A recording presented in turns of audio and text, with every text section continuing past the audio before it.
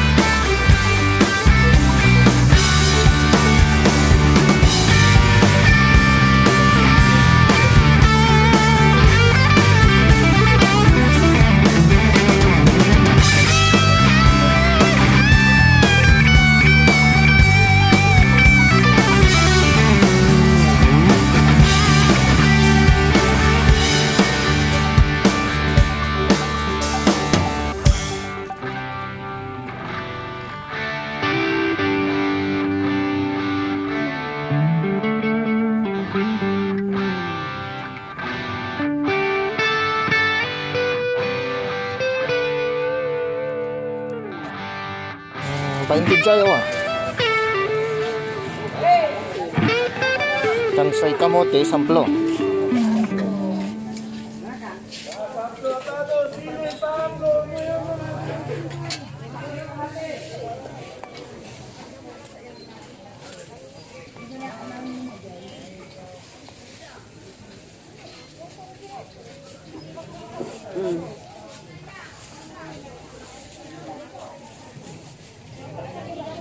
Sigara.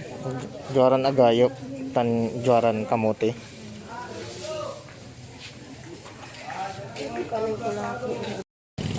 Nakabili na tayo ng mga dahon-dahon. Yung bangus na lang. Doon tayo bibili sa kabila. Bibili na tayo ng bangus. Mga 2 kilong bangus pwede. Doon tayo pupunta. Sana nga may nagbebenta na sa ganitong kaaga. Kasi bandang alas 4 ng madaling araw, pila ng mga tao dito. Matagal kang makakapalengke. Tara.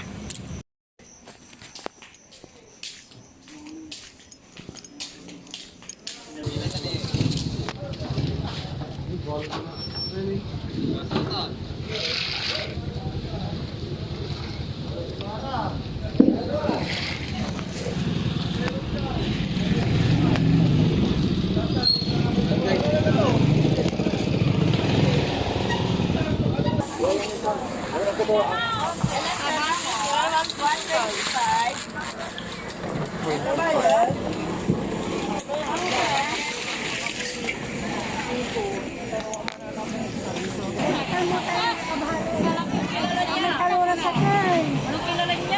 piga bangos? At yung kabalag eh. Sa piga satan?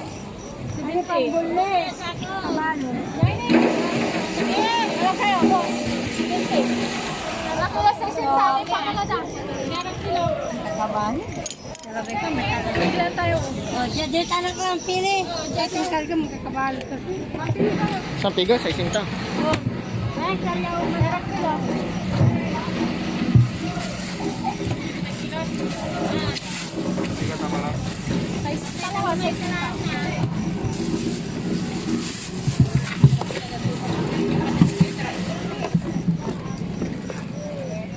Yeah, 65. Ano pangalan masama yan? Quality. Created klase, quality.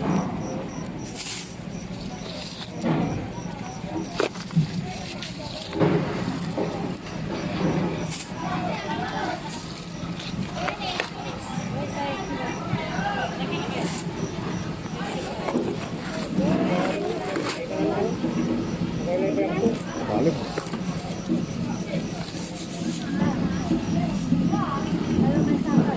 Yung piga tanong. 65, kuya, 65. Sarili na ba?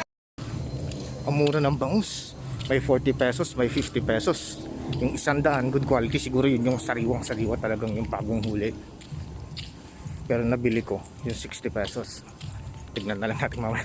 Parang nagsisisi ako na may mas maganda pang quality na makukuha. Pero okay na rin. Ang gulay, ang prito.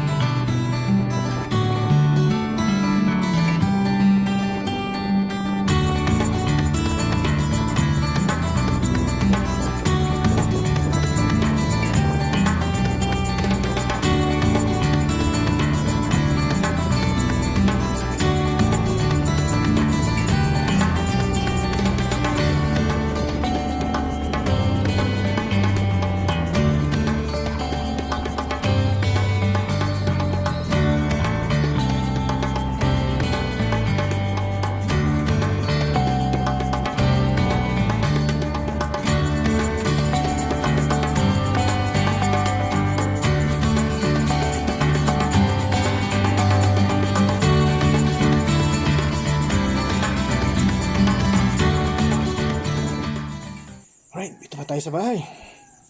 Kita ko sa inyo ano nabili natin. Alright, bangus. 3 kilos siya.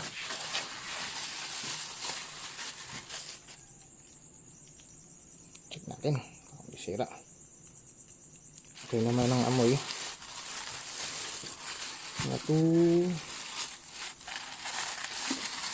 Ito sa malaking bangus. Oh.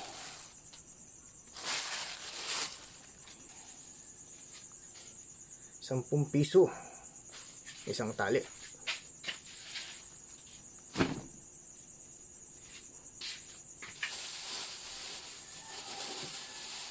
Kamote 10 piso.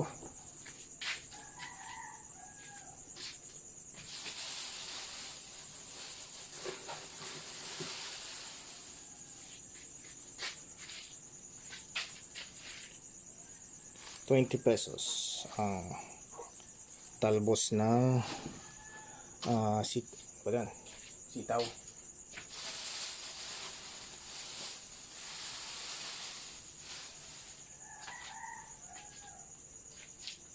Agayop tawag namin dito, talbos ng agayop. So 60 pesos yung mga dahon-dahon and 180 pesos yung bangus. 60 pesos per kilo, so 180 plus 60, 240. Iboboneless natin ito mamaya. Tapos babadan natin ang suka. Alright. Thank you.